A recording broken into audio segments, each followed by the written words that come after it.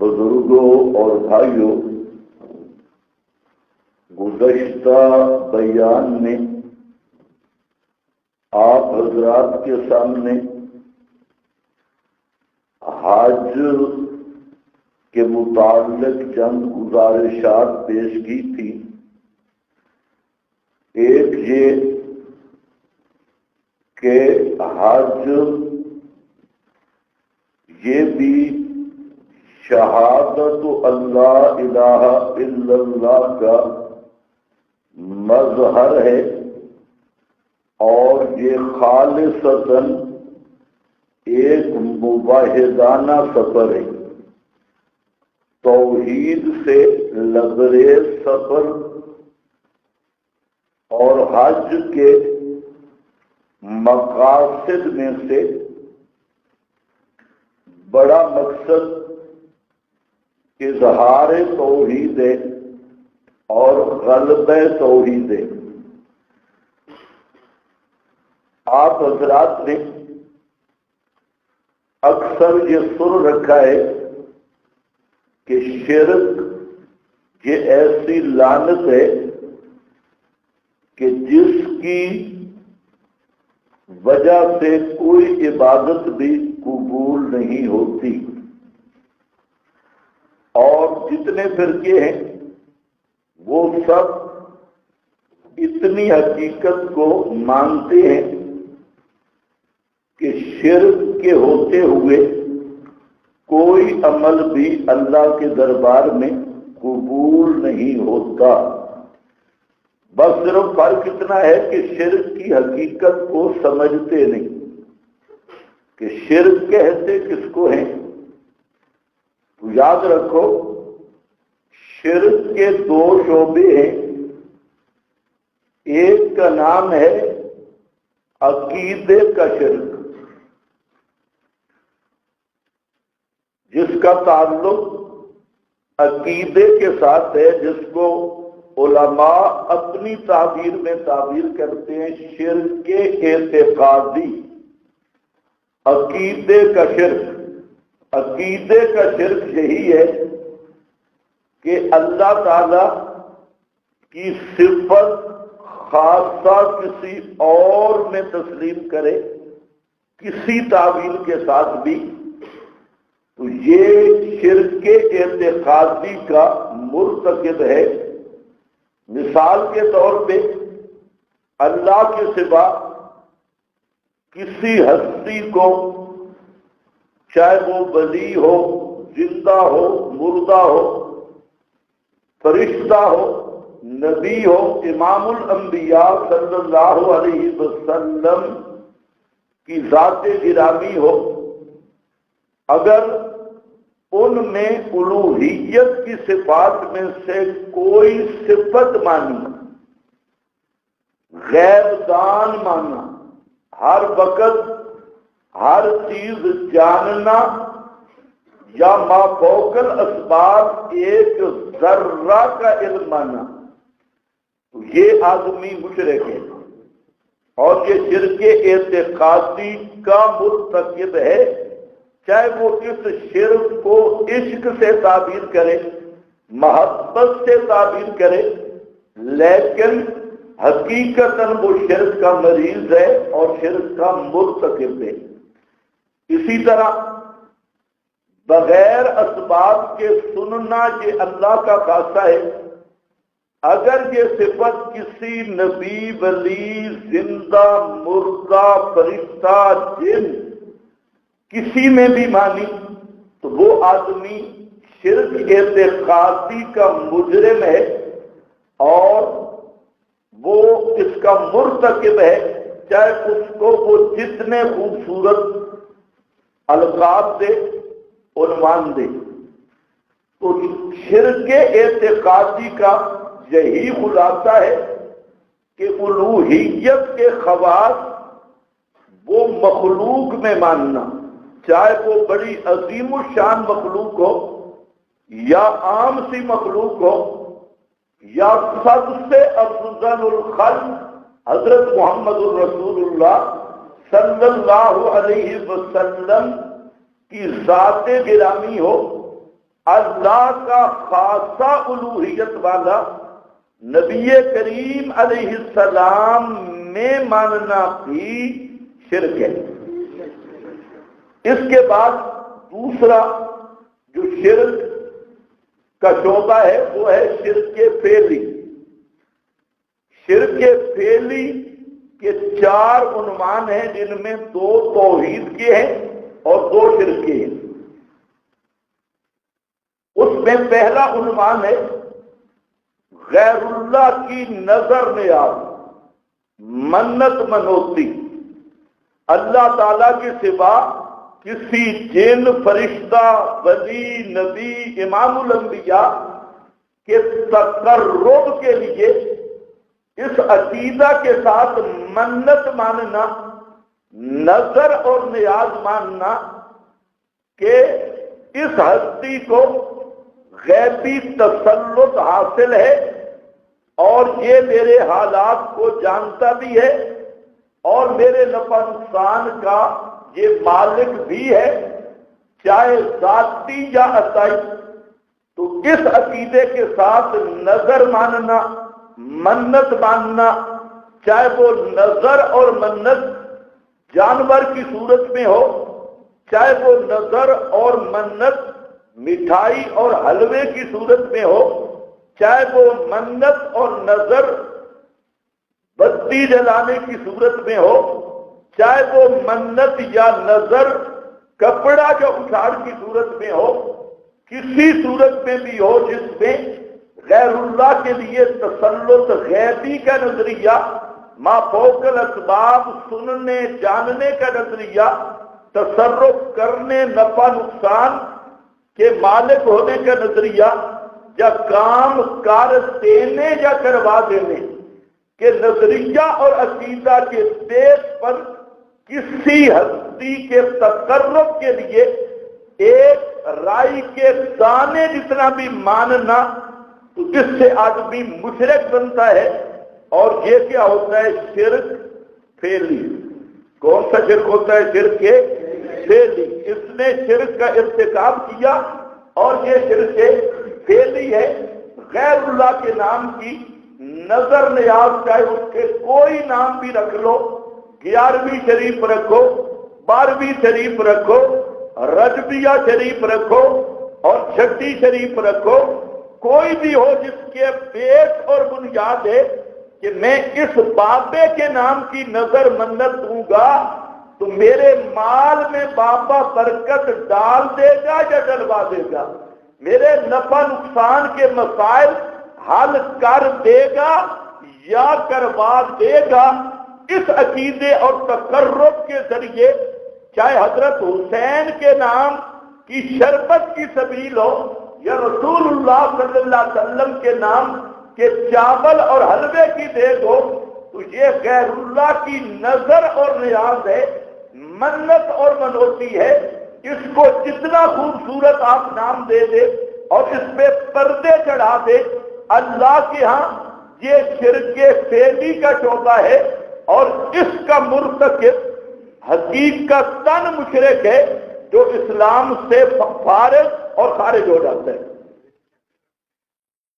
اس کے مقابل ہے نیازات اللہ، اللہ کے نام کی نظریں، اللہ کے نام کی منت اور منوتی، اللہ کے نام کی نظر اور نیاز جس میں تقرب الہی مقصود ہے، یہ توحید ہے۔ اور غیر اللہ کی نظریں یہ شرک ہے۔ اسی طرح اگلی بات سمجھے کہ دوسرا شعبہ جو شرک فعلی کا ہے وہ ہے غیر اللہ کے نام کی تحریم، غیر اللہ کے نام کی تحریمیں، پابندیاں، مثلا کہ قبر ہے، مزار ہے یا تھلہ ہے یا ہندوؤں کا مندر ہے یا کوئی دھرمسال ہے، درگاہ ہے، اس پر پابندیاں لگائی کہ اس درگاہ کے جانوروں کو نہیں چھیڑنا، اس کے گھاس کو نہیں کاٹنا، اس کی بیری درخت کو نہیں کاٹنا۔ کیوں؟ کہ اگر اس کو چھیڑو گے تو بابا نقصان دے گا اور بابا پکڑے گا، اس لیے کہ حضرت صاحب کا احاطہ ہے اور حضرت کے نظریہ جہاں پر بھی وہی تقرب والا کہ حضرت نفع نقصان کے مالک ہیں، کر دیتے ہیں یا کروا دیتے ہیں، اور یہ اس درگاہ کی تعلیمیں ہیں، اس کی گایوں کو نہیں چھیڑنا، اس کی بھینسوں کو نہیں چھیڑنا، اس کے کبوتروں کو نہیں چھیڑنا، اس کے مرغوں کو نہیں چھیڑنا، اس کے فلاں اگر چھیڑا تو بابا پکڑے گا۔ یہ ہے غیر اللہ کی تحریم اور اس کا حکم ہے اس کو توڑ دو، اور غیر اللہ کی تحریمیں مکہ والے بحیرہ، صائبہ اور اس قسم کے جانور وہ اپنی درگاہوں پہ چھوڑتے، درباروں پہ، کہ یہ جو اونٹ ہے، یہ اونٹنی ہے، اس کو نہیں چھیڑنا کیونکہ یہ بابے کا تقرب ہے اور بابے کی درگاہ کے نام کی ہے، لہذا کسی کا کھیت جم جائے، کسی کا پانی پی جائے اور پھر اس کا دودھ جو ہے وہ صرف مجاور ہی کھائیں پیئیں گے اور کوئی ان کو چھیڑ نہیں سکتا اور اس پہ سواری نہیں کر سکتا، اس کا نام ہے تحریمات عباد، بندوں کے نام کی تحریمیں، مخلوق اور بابوں کے نام اور درگاہوں کی تحریمیں۔ تو ان کو قرآن نے کہا اٹھا دو۔ یہ کون ہوتے ہیں تحریمیں کرنے والے؟ یہ کون ہوتے ہیں پابندیاں لگانے والے؟ کس نے ان کو اختیار دیا؟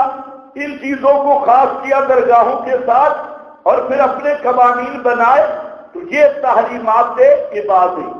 اس کے مقابل تحریمات اللہ ہے، اللہ تعالیٰ کے نام کی حرمتیں اور اللہ کے نام کی تحریمیں، فرمایا ان کو باقی رکھو، وہ توحید کا نشان ہے۔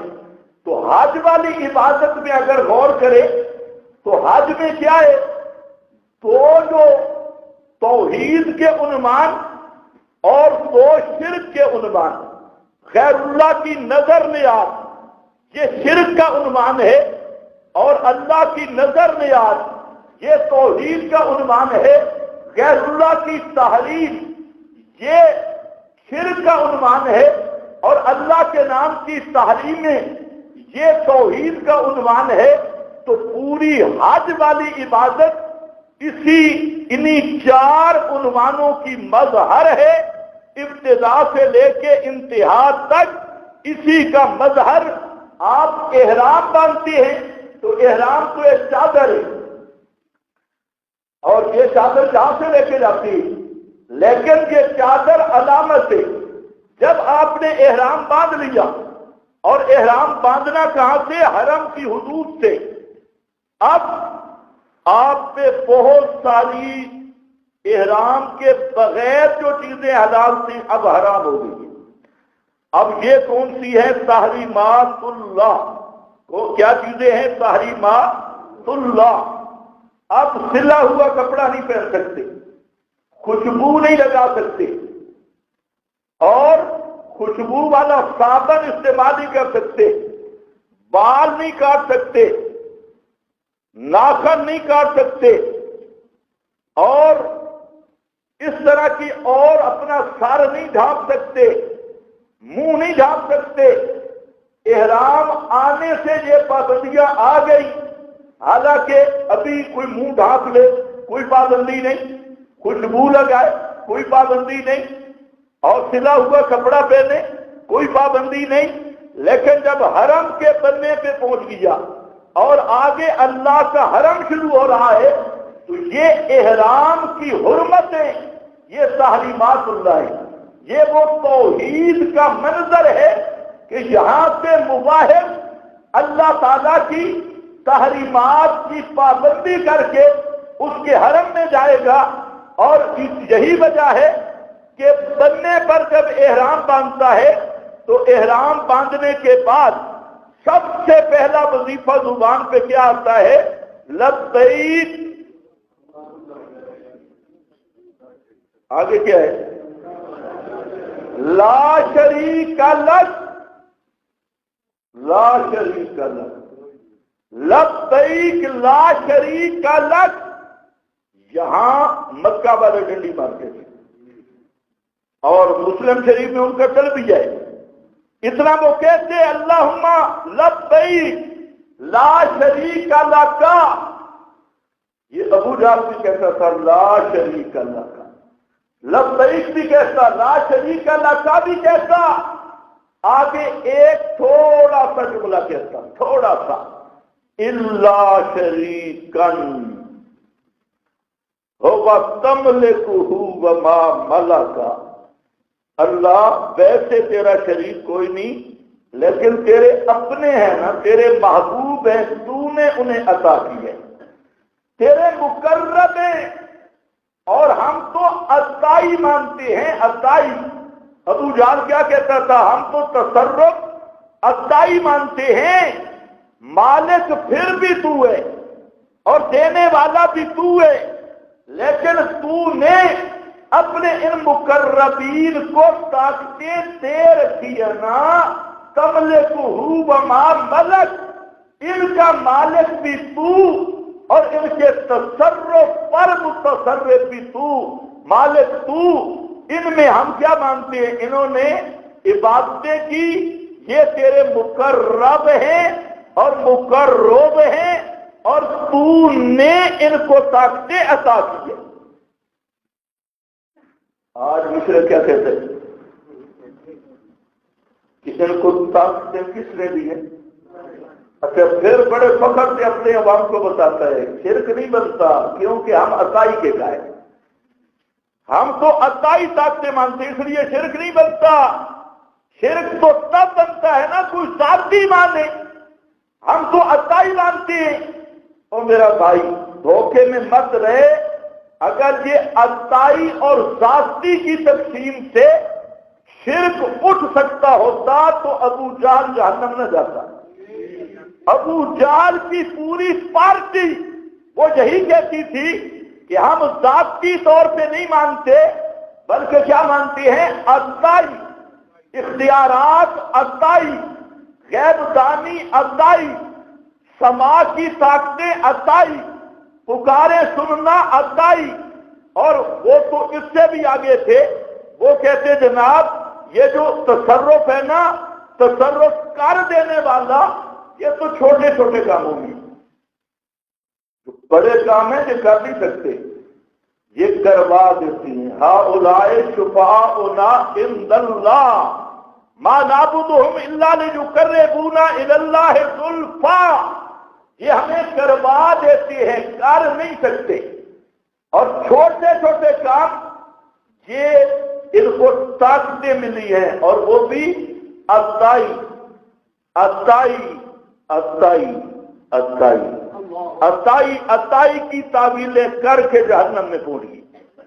جو آج شیخ الحدیث کو بھی کسی عطائی پہ ڈاؤٹ ہے، کہتے فتویٰ نہیں لگتا، فتویٰ اس پہ نہیں لگتا کہ بچوں تیرے اسے لگتا ہے، اس پہ نہیں لگتا تو مسلمان نہیں، یا کہ ابو جہل بھی مسلمان تھا۔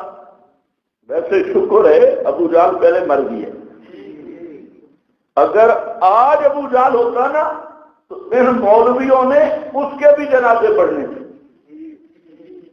اور اس کے لیے بھی کلپ پاتی۔ کہتے اختلاف اپنے مقام پہ، لیکن حاجی صاحب تو تھے، نبی پاک کے رشتہ دار تو تھے، قریشی تو تھے، اور اتنی حجیں بھی کی تھی۔ آج کل یہی ہوتا ہے نا، اختلاف اپنی مقام پر، لیکن فلانی خوبی تو تھی۔ میں نے کہا آج کے مشرکوں سے خدا کی قسم لاکھ درجے زیادہ خوبیاں ابو جہل میں تھی۔ ابو جہل میں کوئی خوبی نہیں تھی، ان سے لاکھ درجے بہتر، لاکھ درجے۔ چاہے ملا ہوں، پیر ہوں یا حکمران مشرک، ان سے ابو جہل لاکھ درجے اس میں خوبیاں زیادہ تھی۔ یہ تو ساری زندگی مانگ کے کھانے والے ہیں، یہ تو وہ سرکار ہے کوئی مر جائے تب بھی پیسے، جنازہ پڑھانا پڑ جائے تب بھی پیسے، اور مردے کا اچھاڑ بھی لے گئے، تیجے کے پیسے، 40ویں کے پیسے، 40 دن کی روٹی کے پیسے، پیسے ہی پیسہ۔ انہوں نے تو ملا ٹیکس لگا لگا کے اتنا حکومت شہباز شریف کے ٹیکس نہیں جتنے مولویوں نے ٹیکس لگائے، لیکن وہ دین کے نام پہ لیتے ہیں نا، تمہیں محسوس نہیں ہوتا، وہ تو تمہیں لالچ دیتی ہے جنت کا، بھائی جنت میں جائے ہوتا یہ ملا ٹیکس ہے۔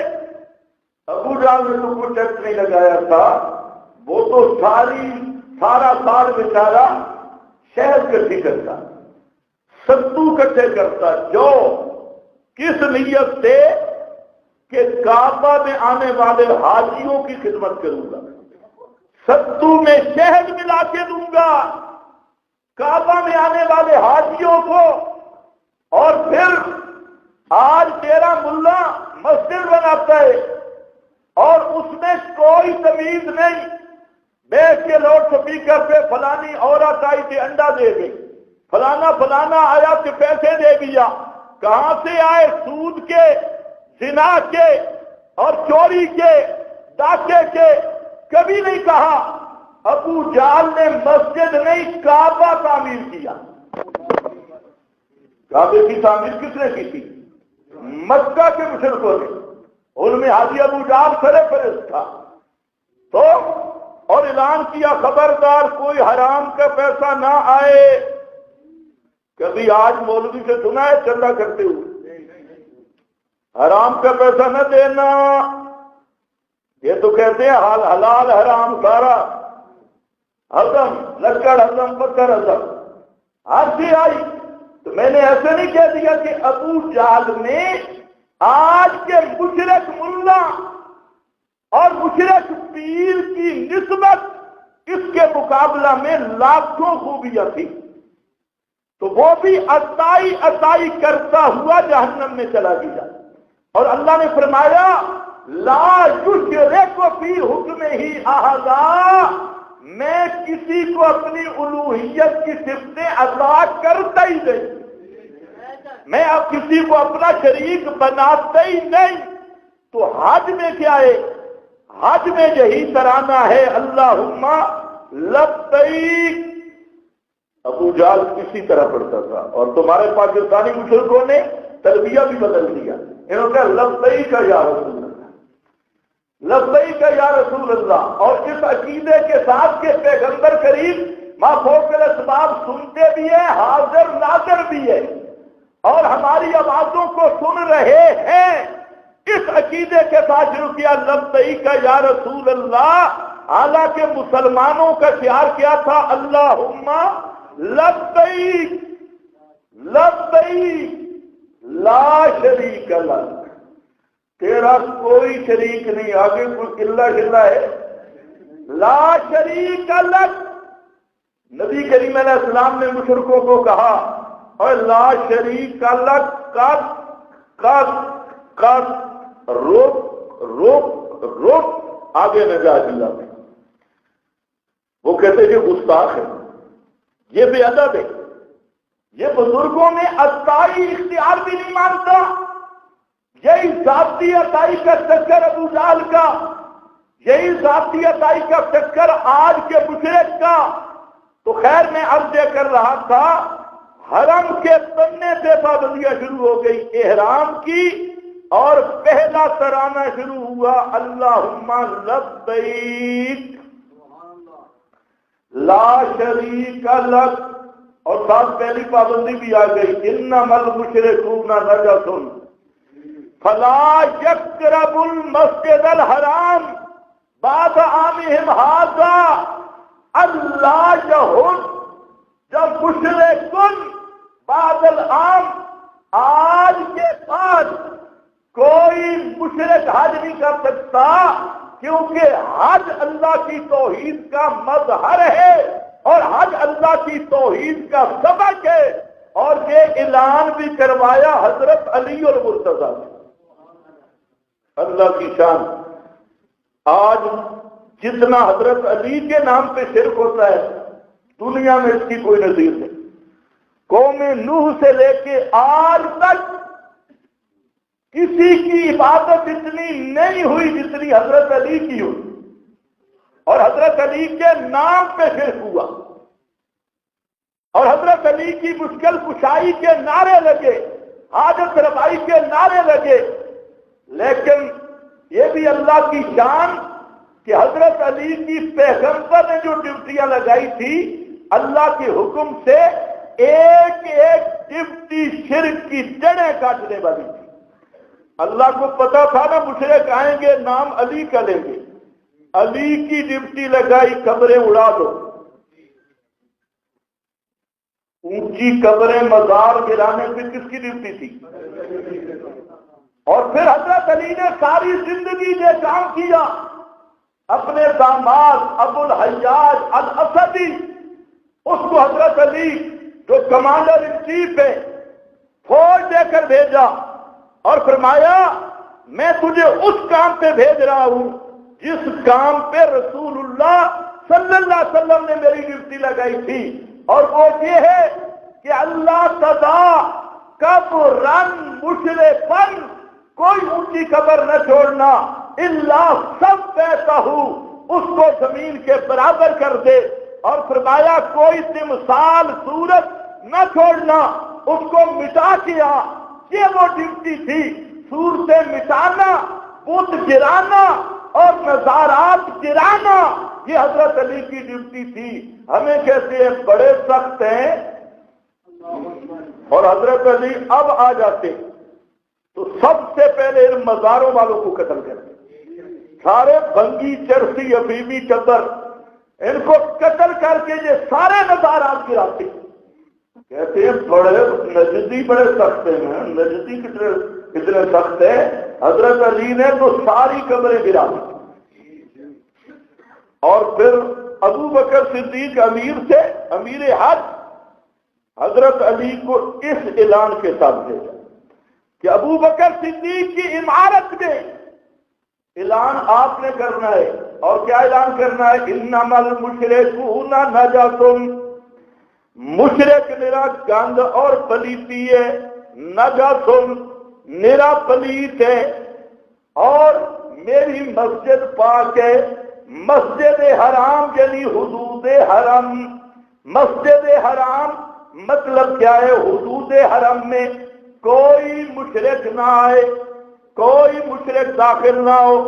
یہ حضرت صدیق حج کے امیر اور ہر پہاڑی پہ حضرت علی اعلان کر رہے ہیں، حضرت بلال بھی ساتھ ہیں اور بھی بعض صحابہ ساتھ ہیں، ہر جگہ پہ اعلان ہو رہا ہے۔ شکر ہے آج کے مولوی بات حرم میں آئے نہیں تو بات کیسے سنیں گے، دعوت کیسے دیں گے، فلاں کیسے دیں گے؟ تو وہ سارے نبی کے صحابہ تھے اور سب کی زبان پہ یہی ورد تھا، اور ساتھ دوسرا اعلان تھا لا یحج مشرکن، کوئی مشرک آج کے بعد حج نہیں کر سکتا۔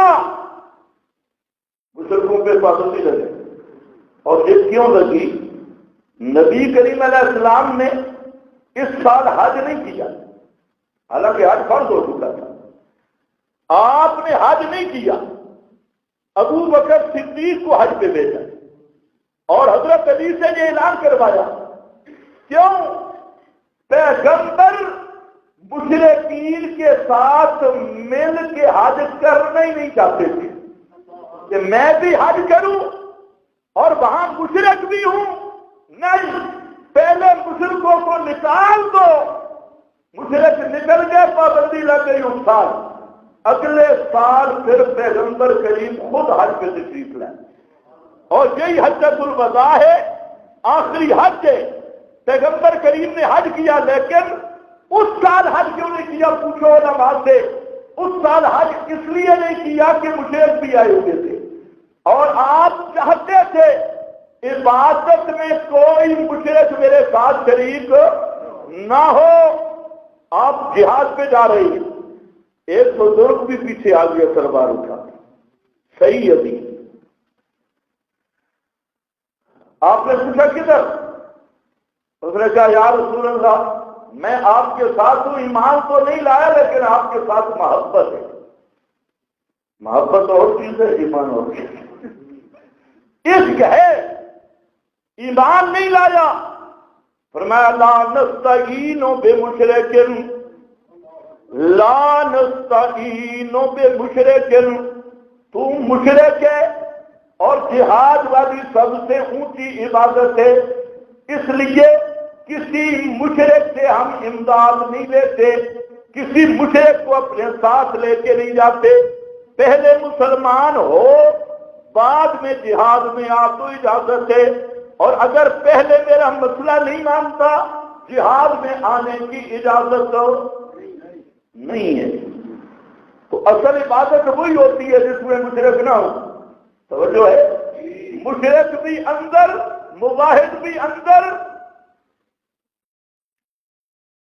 سارا کرتے رہے برالا کٹھے، مکسنگ، تو مکسنگ والی عبادت قبول ہی نہیں۔ عبادت صرف وہ ہوتی ہے جس میں کرنے والا بھی موحد ہو، توجہ ہے یا نہیں؟ ہاں کٹر موحد ہونا چاہیے۔ خیر، اور عبادت ہو بھی اللہ کے لیے، تو حج والی عبادت جو میری توحید پہ مبنی ہے، پھر اس میں حرم کی تحریمات ہیں، احرام کی پابندیاں ہیں، حرم کا گھاس نہیں کاٹنا، حدود حرم جہاں سے میقات شروع ہوا وہاں سے گھاس نہیں کاٹ سکتے، شکار نہیں کر سکتے، شکار پہ پابندی، گھاس تک کاٹنے پہ پابندی، اور وہاں ان کے جانوروں کو نہیں چھیڑ سکتے، اس پہ پابندی۔ یہ کیا ہے؟ یہ تحریمات اللہ ہے، یہ اللہ کی لگائی ہوئی پابندیاں ہیں، اللہ کے حرم کے احترام میں، اس کے ادب میں، یہ خالص وہ پابندیاں، اور مشرک نے اس کے مقابل تحریمات عباد، مائی پذیرنی کی دیری نہیں اکھیڑنی، گھاس نہیں لینا، اور جہاں کے جانوروں کبوتروں کو نہیں چھیڑنا، فلاں کو نہیں چھیڑنا، یہ تحریمات عباد، اس تعلیمات اللہ کے مقابل مشرک نے درگاہ کی حدیں اور ادب مقرر کیے، ہندو نے مندر کے لیے اپنی حدود مقرر کی، آداب احکام مقرر کیے، قبر پرست مشرک نے درگاہ کی حدود مقرر کر کے اپنے آداب مقرر کیے، احکام مقرر کیے، اور کعبہ کے مقابل تو حج کی عبادت غیر اللہ کی تحریموں کو توڑنے کے لیے اور اللہ کی تحریمات کے باقی رکھنے کا مظہر اور نمونہ ہے۔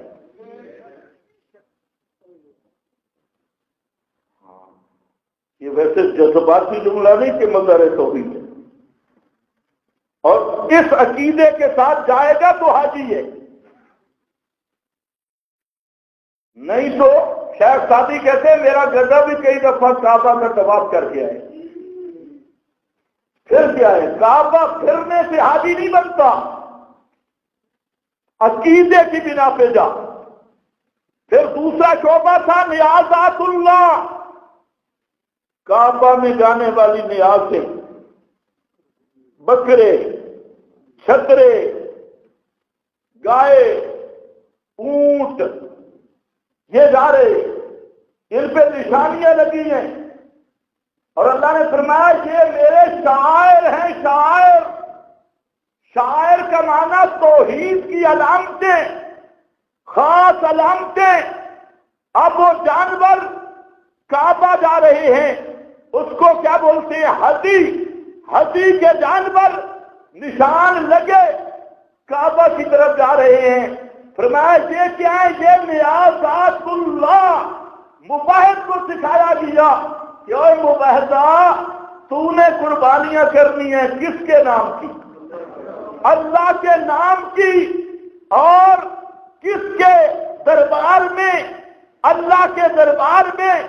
اس کے مقابل مشرک نے دو کام کیے، خیر اس دربار کے نام کا بکرا، درگاہ کے نام کا بکرا، اور صوبیہ علم نصب، اپنے پیر، دربار، درگاہ، بت، خان اور اپنا مندر، اس پہ جا کے جانور ذبح کرتا ہے اور بابے کے تقرب کے لیے کرتا ہے۔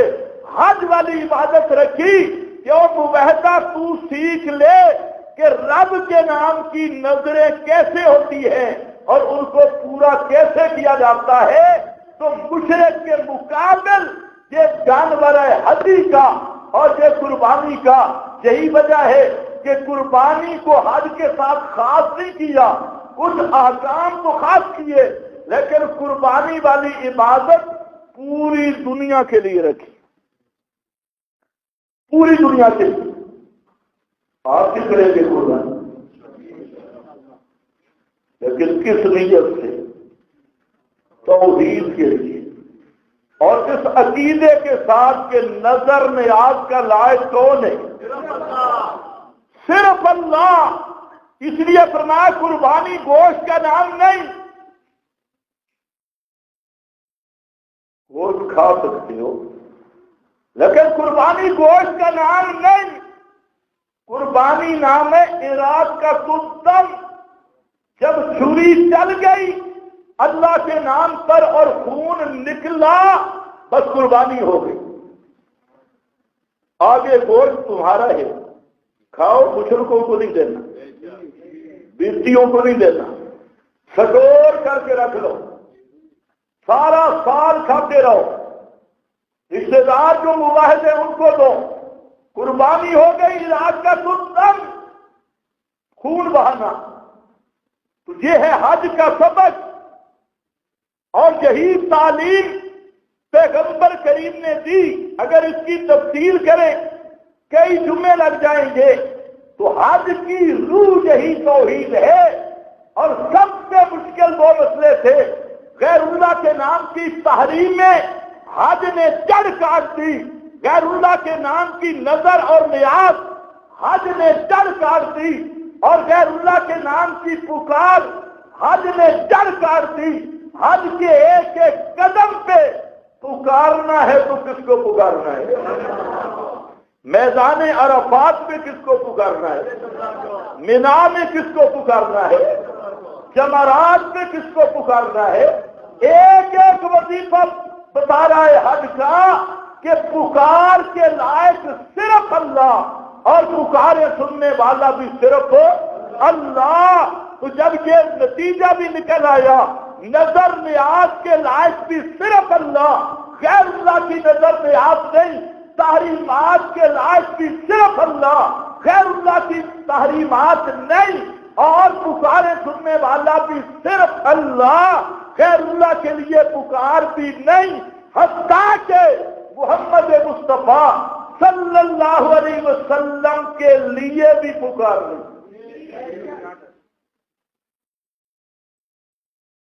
مدینے جانا سعادت ہے. لفظ میرے غور سے سننا. آپ کی مسجد کی زیارت کرنا خصوصی ثواب ہے.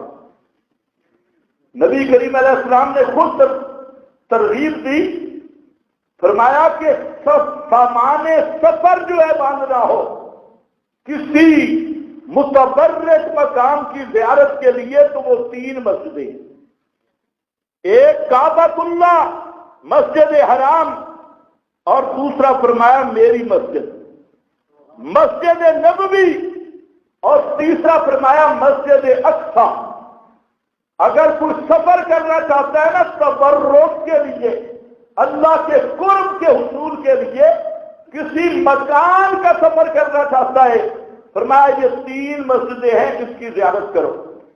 پھر مسجد نبوی میں ریاض الجنہ موجود ہے، اور جنت کی کیاری جس کی تفصیل میں نے بارہا کی. للر برادری بیچاری لم جب وہ اس کو سمجھتی بھی نہیں، اور ان پہ مہر جماریت انہوں نے سمجھنا بھی نہیں. اور مسجد نبوی وہ مرکز ہے توحید و سنت کا، وہاں پر جانا بڑی سعادت. پھر نبی کریم صلی اللہ علیہ وسلم کی قبر انور کی زیارت یہ بھی سعادت ہے جو آج تو ممکن نہیں.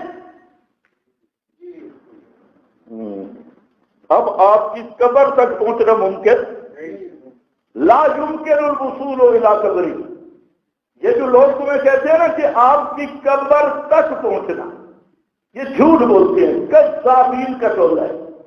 آپ کی قبر مبارک حجرہ میں ہے، اور حجرہ عائشہ صدیقہ رضی اللہ تعالی عنہا وہ بھی بند، اور 5 دیواریں، 3 دیواریں وہ ہیں جن کا دروازہ ہی کوئی نہیں۔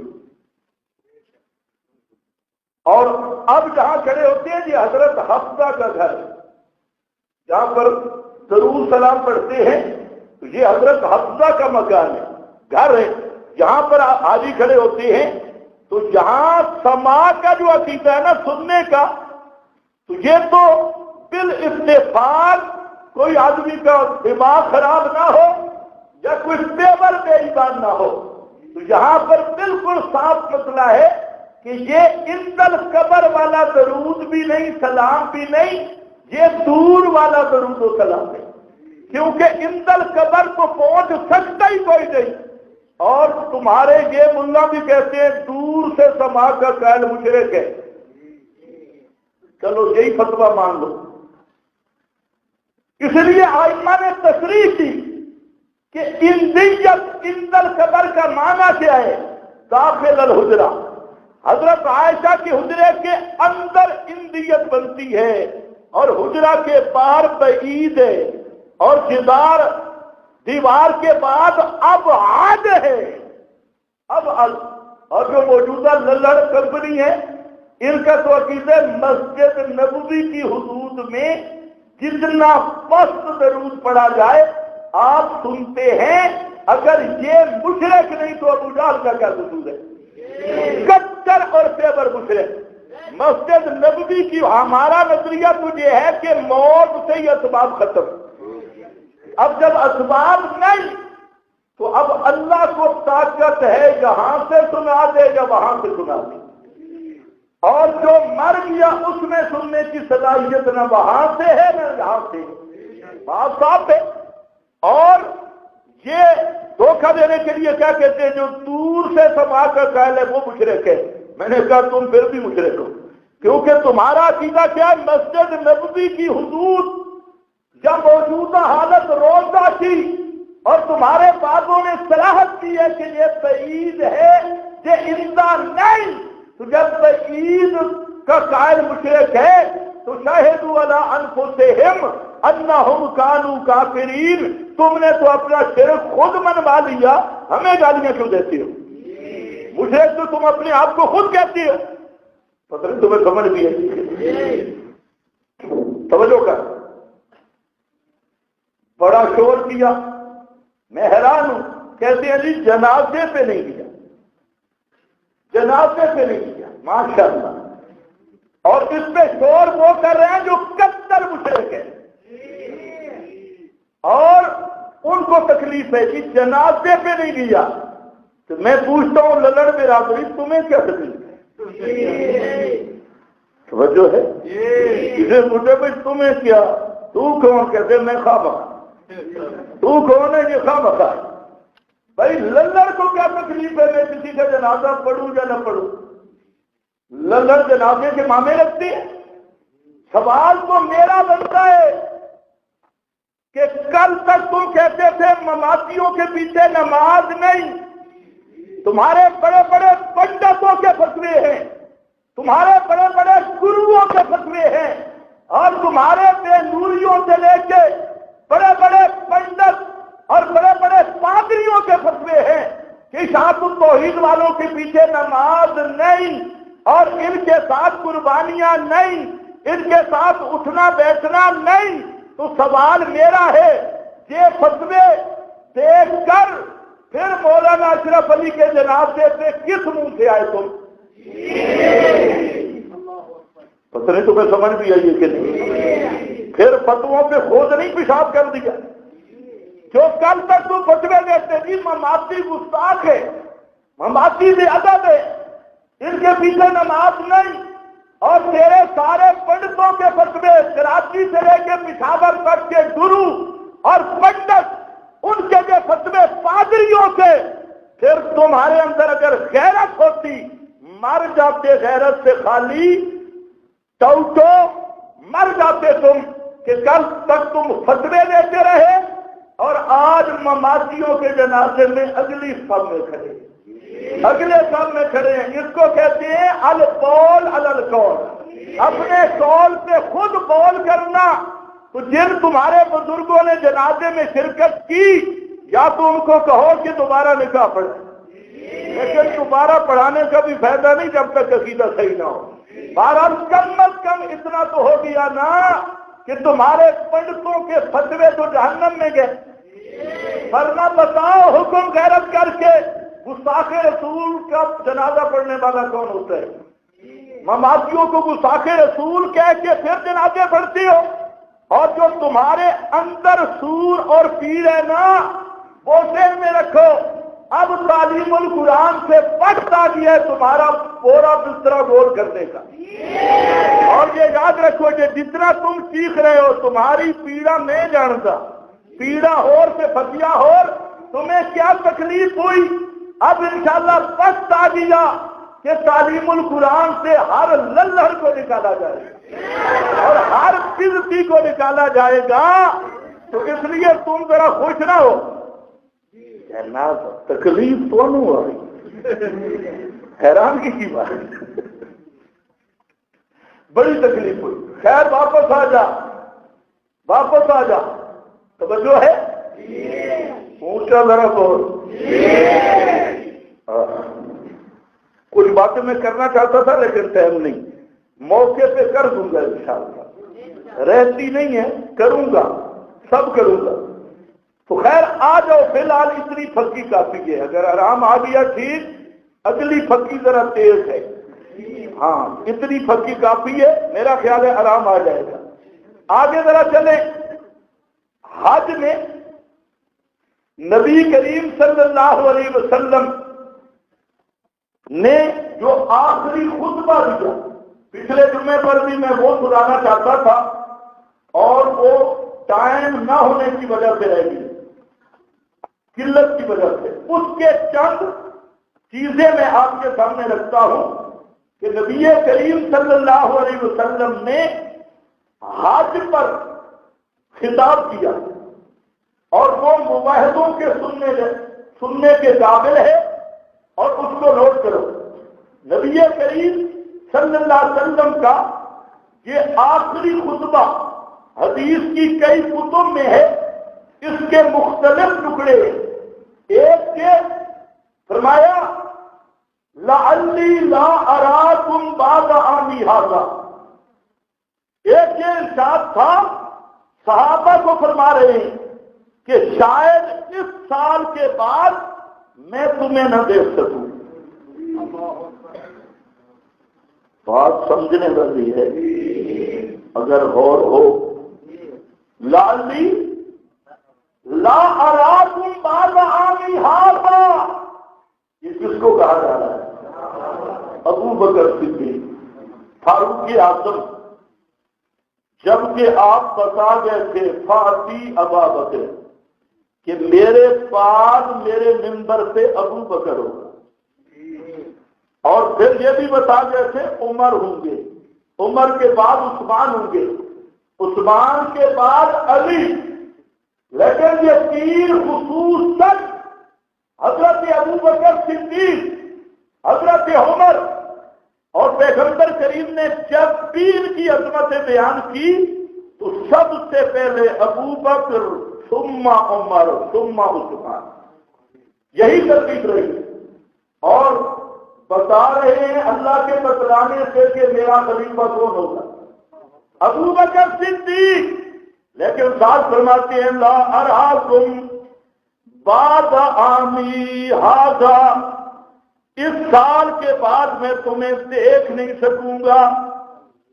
یہ جو پاکستانی حاجی کہتے ہیں میرا سلام کہنا، میرا بھلا کہنا، یہ بے ایمان چمچے، میرا بھلا کہنا، صحابہ کو آپ فرما رہے ہیں موت کے بعد میں تمہیں نہیں دیکھ سکوں گا، منبر پہ بیٹھنے والوں کو بھی نہیں دیکھ سکوں گا، اور قرآن نے بھی اسی پہ مہر لگائی اما نُرِيَنَّكَ بَعْضَ الَّذِي نَعِدُهُمْ أَوْ نَتَوَفَّيَنَّكَ، کہ میرے پیارے محبوب آپ کے لیے بھی دو میں سے ایک چیز ہوگی، یا دنیا والوں کو دیکھنا ہوگا یا موت ہوگی؟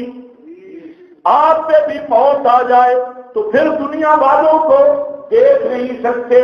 ایک آپ نے یہ اعلان فرمایا، اور دوسرا آپ صلی اللہ علیہ وسلم نے اس حج کے موقع پر یہ بھی اعلان فرمایا انی فرضتکم علی الحوض، میں تمہاری انتظار کرو، حوض کوثر پہ کھڑا ہو کے تمہاری انتظار کروں گا، حوض کوثر پہ کھڑا ہو کے تمہاری انتظار کروں گا، تم خیال کرنا فلا تسبحوا وجہی،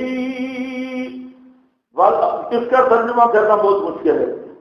فلا تسبحوا وجہی، ویسے اس کا معنی ہے کہ تم میرا منہ کالا نہ کرنا، تسبحوا وجہی، مجھے بے عزت، میری بے عزتی کا سبب نہ بننا، میری بے عزتی کا سبب نہ بننا۔ کیسے دو باتیں فرمائی اسی حدیث کے آگے، ایک بدعتیں نہ کرنا اور دوسرا مجھ پہ جھوٹی روایتیں نہ بنانا۔ توجہ ہے، مجھ پہ جھوٹی روایتیں نہ بنانا۔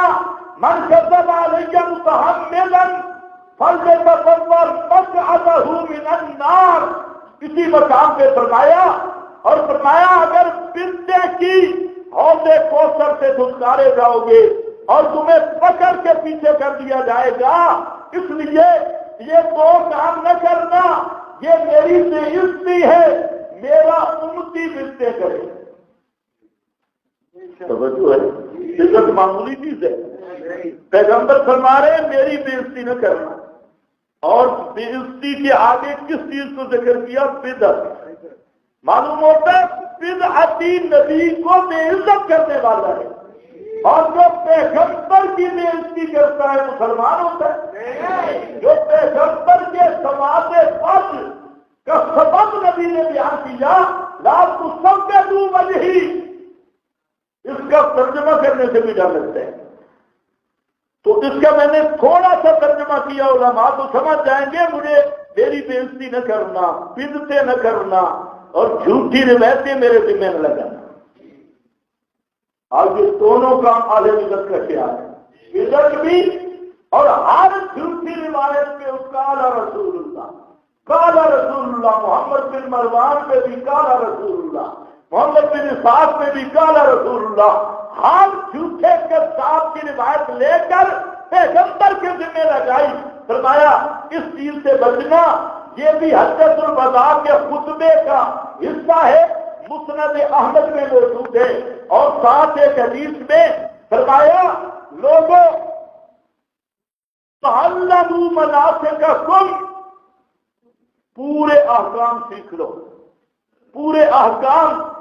اور دوسری حدیث میں ہے فرمایا انی امرأ مقبول، میں انسان ہوں اور مجھ پہ موت آ جائے، موت کے بعد پھر تم احکام سیکھ سکتے، اس لیے زندگی میں احکام سیکھ لو، مرنے کے بعد تم احکام نہیں سیکھ سکو گے، اور ممکن ہے کہ حج بھی میری آخری حج ہو، اور اس میں پھر تم مجھ سے نہیں سیکھ سکو گے۔ خدا کے لیے تھوڑا سا سوچو، صحابہ کو تو آپ فرما رہے ہیں کہ اب زندگی میں تعلم القرآن علمہ الناس، تعلم المناسک علمہ الناس، اور احکام بھی سیکھ لو، قرآن بھی سیکھ لو۔ ممکن ہے مجھ پہ موت آ جائے تو نہ میں قرآن پڑھا سکوں گا نہ احکام سکھا سکوں گا، یہ سچ ہے، بولو۔ اور یہ جو مولوی ادھر پنڈی میں بھی ہے، دیوبند بریلوی سارے اس بات کا شکار ہے کہ ہمیں کوئی مشکل پڑے نا مراقبہ کر کے آپ سے پوچھ لیتے۔ ایک دیوبندی پیر کہہ رہا ہے کہ میں اردو میں تفسیر لکھ رہا ہوں نبی پاک سے پوچھ کر، اور جہاں تمہارے پنڈی اسلام آباد کے کئی بزرگ وہ امام بخاری کی قبر پہ پہنچ گئے، وہاں کیا امام بخاری سے اجازت حدیث لینے تھے، اجازت حدیث، اور قبر پہ جا کے پیغمبر کریم نے کیوں نہیں فرمایا کہ میں میری موت کے بعد کسی نے کچھ سیکھنا اسے میری قبر پہ آ جانا، میں سکھا دوں گا؟ تو یاد رکھو یہ مذہبی ٹاٹو، مذہبی لٹیرے اور یہ شیاطین کا ٹولہ جن کا نہ پیغمبر کی سنت کے ساتھ تعلق نہ قرآن کے ساتھ تعلق، پیغمبر نے آخری حد میں فرما دیا اور قرآن کی سیکھ لو، احکام کی سیکھ لو، مجھ پہ موت آ گئی تو پھر تم سیکھ سکتے؟ ہاں، کینیڈین شیخ الاسلام کو دیکھو، 20 سال امام ابو حنیفہ کی قبر سے پڑھے، اور حضوری بابا اگر اس کو چھیڑا جائے تو اور کام لمبا ہے، اور فرمایا یاد رکھنا خطبہ، آپ نے خطبہ دیا اور فرمایا ان دماءکم واموالکم، مباحثو سنو، فرمایا پہلے آپ نے پوچھا ایو یوم ھذا، یہ کون سا دن ہے؟ ایو شہر ھذا، یہ کون سا مہینہ ہے؟ ایو بلد ھذا، یہ کون سا شہر ہے؟ سوال کیا، صحابہ نے آگے سے عرض کی، صحابہ کا انداز تھا کہ آپ جب کوئی چیز بتانا چاہتے سوالیہ انداز میں تو صحابہ آگے سے عرض کرتے جو سمجھ کے اللہ و رسولہ عالم، تو پھر آپ نے بیان کیا، فرمایا کہ یہ مہینہ ذوالحج ہے، حج کا مہینہ، اور یہ دن یوم نحر حرمت والا دن، اور یہ مکان اور جگہ یہ کعبۃ اللہ حرم، سارے دنوں سے افضل یوم نحر، اور فرمایا یہ حرم سارے مکانوں سے افضل، تو جیسے یہ حرم کا احترام ہے، جیسے اس دن کا احترام ہے، جیسے اس جگہ کا احترام ہے، اسی طرح 3 چیزوں کا احترام کرنا اور ان کی حرمت بھی ان 3 جگہ کی طرح ہے۔ ایک ان میں ہے ان دماءکم واموالکم، اور دوسری روایت میں اعراضکم، تمہارے مال وہ بھی اسی طرح محترم ہیں، کسی کا ناحق مال نہ لینا، کسی کا مال نہ دبانا، وہ بھی اسی طرح محترم ہے۔ اور فرمایا اور کیا چیز ہے؟ دماءکم، تمہارے خون، کسی کو ناحق قتل نہ کرنا، کسی کا مال نہ دبانا، ان کی حرمت بھی اسی طرح ہے۔ اعراضکم، تمہاری عزتیں وہ بھی اسی طرح حرام ہیں، اور محترم کا معنی جہاں محترم، ان کو کسی کی بے عزتی اور عزت پامال نہ کرنا۔ لیکن کم ہے کسی مومن مشرک اور بستی کی بے عزتی کرنا سب سے اونچی عبادت ہے۔ ہاں یہ یاد رکھیں، مومن کی عزت نہ اچھالنا عام مومن کی بات ہے، عام مومن۔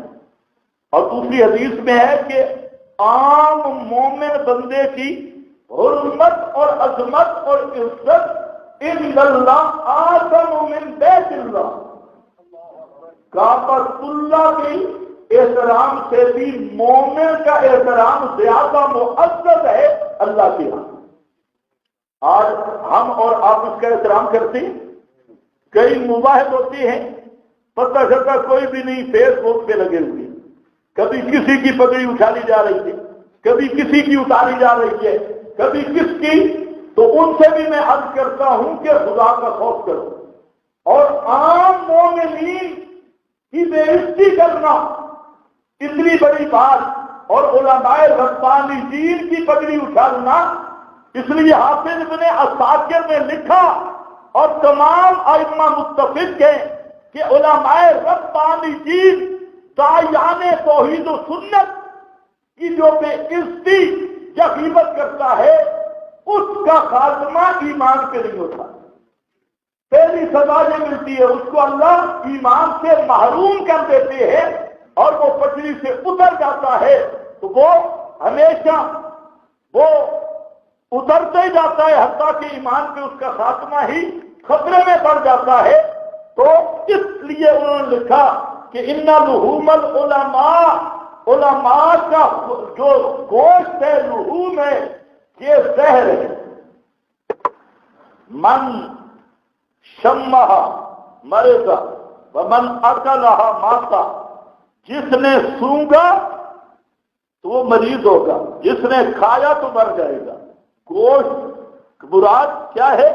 لحوم العلماء، غیبت کرنا، ان کی غیبت کرنا، علماء ربانیین کی غیبت کرنا، مسائل کا اختلاف اپنے مقام پہ ہے، حق کو حق کر کے بیان کرنا، باطل کا رد کرنا، لیکن علماء ربانیین کی پگڑیاں اچھالنا صرف فیس بک کی ویوز اور مشرک اور بدعتیوں کو خوش کرنے کے لیے، اہل بدعت اور اہل شرک کو خوش کرنے کے لیے، جو محروم القسمت لوگ رات دن اس کرتوت میں ملوث ہیں، انہیں غور کرنا چاہیے کہ وہ اپنا خاتمہ خراب کر دیں۔ ہر مباحث کو دوسرے کی عزت کا خیال رکھنا چاہیے۔ آج غیبت عام ہے، بہتان عام ہے، چغل خوری عام ہے، بدگمانی عام ہے، اور بہتان تراشی عام ہے، کسی کی عزت پر تہمت لگانا عام ہے، شک و شکوک عام ہے۔ یاد رکھو یہ فعل حرام ہے، اور پیغمبر کریم نے حج کے آخری خطاب میں فرمایا کہ ان چیزوں کا حرام ہونا، ان کی حرمت اس طرح ہے جس طرح کعبہ کی حرمت ہے، جس طرح یہ حج والے دن کی حرمت ہے، اور جس طرح حج والے مہینے کی حرمت ہے۔ کرو گے اس کا خیال؟ غیبت کرنے والا احمق ہوتا ہے، پاگل ہوتا ہے۔ آج کل غیبت کا چسکا ویسے بڑا ہو گیا۔ پیغمبر کریم اسی لیے فرماتے ہیں کہ غیبت کرنے والا وہ مردہ بھائی کا گوشت کھانا ہے، مردہ بھائی کا گوشت کھانا ہے، گوشت کھا، اس کو چسکا پڑ گیا ہے، مردہ خور ہے، چسکا پڑا ہے۔ تو سب سے بڑا گناہ ہماری مجالس میں غیبت۔ کہیں بیٹھا کسی کی جڑیں چھڑکانا شروع کر دیا، اور پھر پوچھا کہ کیسے میں سچ بول رہا ہوں، سچی بات کر رہا ہوں، اور بھائی سچی بات کی تو غیبت بنتی ہے، جھوٹ بولتا تو بہتان بنتا، وہ تو الزام بنتا۔ تو یہ سچ بیان کرنا، یہ ہاں جہاں دین کا نقصان ہو رہا ہو، جیسے راویوں پہ جرا ہے اور راویوں کے احوال ہے، جہاں دین کا نقصان اور دین کا تحفظ ہو، تو وہاں پر پھر اشخاص کا مماحد بھی ہوں، ان کے عیب بیان کرنا واجب ہو جاتی ہے، ان کے عیب بیان کرنا کیا ہو جاتی ہے؟ واجب۔ وہ غیبت کے زمرہ میں نہیں۔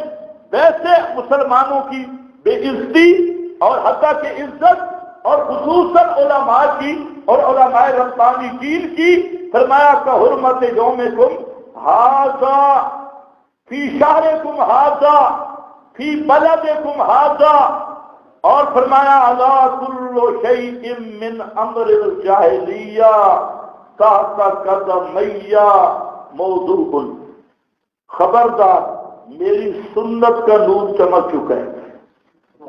ترکتکم علی البیضاء لیلھا کنہارھا، میری سنت اسوہ حسنہ روشن ہو چکا ہے، اور جتنے جاہلیت کی رسمیں تھیں سب کی سب میں نے اپنے پاؤں کے نیچے رون دیا ہے۔